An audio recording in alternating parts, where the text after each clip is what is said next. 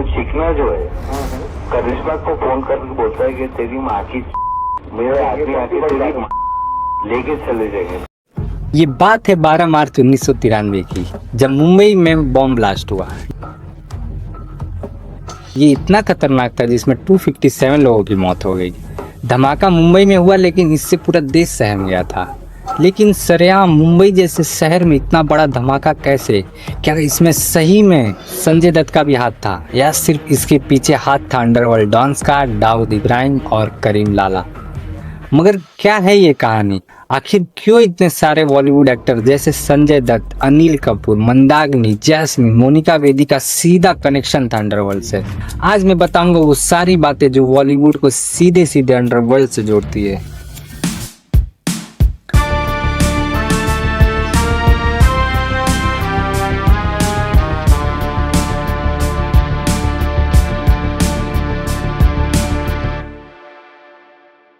हाजी मस्तान, जी हाँ, ये अंडरवर्ल्ड का वो चेहरा है जिस पर दीवार जैसी बड़ी मूवी बन चुकी है। तो हाजी मस्तान का जन्म तमिलनाडु में हुआ था। छोटी उम्र में ही वो अपना घर छोड़कर मुंबई आया। तब उसकी उम्र सिर्फ 8 साल थी। मुंबई वो शहर था जो उस समय अपने अंडरवर्ल्ड्स और क्रिमिनल्स के लिए बहुत मशहूर था। उस समय जैसे क्रिमिनल्स के लिए जन्नत था।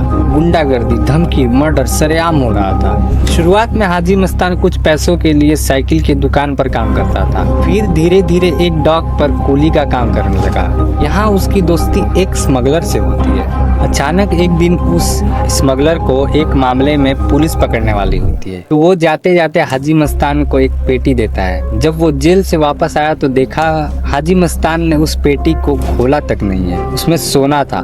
इस ईमानदारी को देखकर उसने हाजी मस्तान को अपने धंधे में शामिल कर लिया और वहीं से शुरुआत होता है हाजी मस्तान का चैप्टर। लेकिन उस समय अंडरवर्ल्ड चेहरों में 2 चेहरे और थे, पठान गैंग का मालिक करीम लाला और वरदराजन। लेकिन हाजी मस्तान की बात कुछ अलग थी।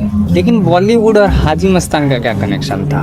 तो असल में हाजी मस्तान ने मुंबई पर पकड़ बना ली थी। उसका अच्छा खासा साम्राज्य हो गया था। उस समय सबसे ज्यादा पैसे कहीं थे तो वो बॉलीवुड इंडस्ट्री में थे। इसलिए हाजी मस्तान ने अपनी पहचान सुनील दत्त, दिलीप कुमार और राज कपूर से बनाई। हाजी मस्तान ने अंडरवर्ल्ड के काम और स्मगलिंग से इतना पैसा बना लिया था कि वो बॉलीवुड की अब बड़ी बड़ी मूवीज को प्रोड्यूस कर सकता था। जब मस्तान ने प्रोड्यूसर बनने का फैसला लिया तो उसका सपोर्ट करने के लिए बहुत सारे सेलिब्रिटी उसके साथ हो गए, क्योंकि पैसा बोलता है। अब जिसे एक्टिंग का ए भी नहीं आता था उसे भी कोई डायरेक्टर अपनी मूवी में लेने से मना नहीं कर सकता था, क्योंकि हाजी मस्तान का पावर चल रहा था वहाँ पे। अगर कोई मना करता तो उसे फोन पर धमकियां मिलती थी। हाजी मस्तान ऐसा अंडरवर्ल्ड डॉन था जिसने किसी को मारा नहीं था, अपने फायदे के लिए किसी पर गोली नहीं चलाई थी। फिर बाद में सारे गलत काम जैसे अंडरवर्ल्ड का काम और स्मगलिंग को छोड़ दिया और 1984 में सोना से शादी कर लिया। शादी कर और अपने वैवाहिक जीवन को आगे बढ़ाया। लेकिन हैप्पी एंडिंग कैसे हो सकती है? अभी तो इस खेल में सबसे बड़ा मोहरा आना बाकी था। तो जहां हाजी मस्तान, करीम लाला और वरदराजन अपने अपने गैंग के साथ मुंबई पर अपनी पकड़ बना ही रहे थे, तब उनके बीच आया डोंगरी में एक नया बच्चा जिसका नाम था दाऊद इब्राहिम। तो कैसे दाऊद इब्राहिम ने हाजी मस्तान जैसे बड़े अंडरवर्ल्ड के सामने अपना नया साम्राज्य खड़ा किया और पूरे अंडरवर्ल्ड का नक्शा ही बदल दिया? और भी बहुत सारी बातें हम जानेंगे इस वीडियो के नेक्स्ट पार्ट में। तो मिलते हैं नेक्स्ट पार्ट में, तब तक के लिए बाय। ख्याल रखिए अपना। जय श्री राम।